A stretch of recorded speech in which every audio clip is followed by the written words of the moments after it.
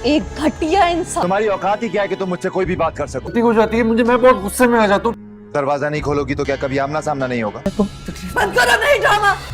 शक्ल नहीं देखना चाहती मैं तुम्हारी। मुझे देख लेती तो मौत आ जाती तुम्हें। दोस्तों, ड्रामा सीरियल तेरे जाने के बाद जिसमें आप लोग देखने वाले हैं, ये ड्रामा बहुत ही इंटरेस्टिंग बन चुका है। यहाँ पर आशर और सजल तो घर पहुंच चुके हैं और फरीन और समीर को देखकर हैरानी रह जाते हैं कि मेरी अम्मी ने मुझसे इतनी बड़ी बात छुपा के रखी। दोस्तों, वो पहले ही अपनी माँ को बहुत मुश्किल से माफ़ कर चुका है और अब जब फरीन और समीर को एक साथ देखता है तो दोस्तों वो आग बगोला हो जाएगा और अपनी वालदा पर इतना गुस्सा करेगा कि वो सोच भी नहीं सकती, क्योंकि वो तो खुशखुरम बेचारा घर आया था कि अम्मी मुझे देखकर खुश हो जाएगी, लेकिन उसे क्या पता कि घर में इतनी बड़ी खिचड़ी पक रही है, वो भी समीर और फरीन के साथ, और ये लोग तो इतने बड़े खुश हैं।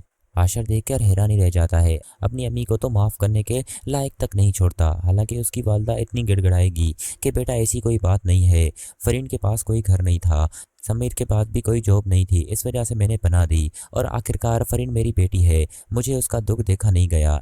लेकिन आशर कहेगा, अम्मी आपने मुझसे एक बार भी डिस्कस नहीं किया, बस आप तो सज्जल के पीछे ही पड़ गई थी कि सारा कसूर ही सज्जल का था। हालांकि यहाँ पर तो फरीन काफ़ी दिनों से रह रही है। यहाँ पर अगले सीन में अलीज़े भी सारा सच उगल ही देगी। ये तो काफ़ी दिनों से चल रहा है, मैंने आपको बताने की भी कोशिश की लेकिन अम्मी ने मुझे रोक दिया।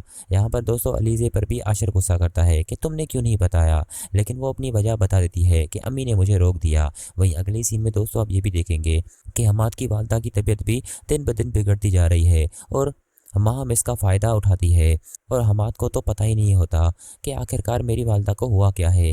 वो बेचारी कुछ कहना चाहती है लेकिन कह नहीं पाती, क्योंकि वो अपने बेटे से भी डरने लगती है कि अगर मैंने कुछ कह दिया कि मेरा बेटा मुझसे नाराज़ हो जाएगा, और ये सब वो चाहती नहीं है। लेकिन दोस्तों अगले एपिसोड में हमाद को माहम की असलियत भी मालूम हो जाएगी कि अम्मी की तबीयत माहम की वजह से ख़राब हो रही है, सारे घर का काम भी अम्मी ही कर रही थी और मेरे आने से पहले माहम काम में हाथ डालकर मुझे इम्प्रेस करने की कोशिश करती थी।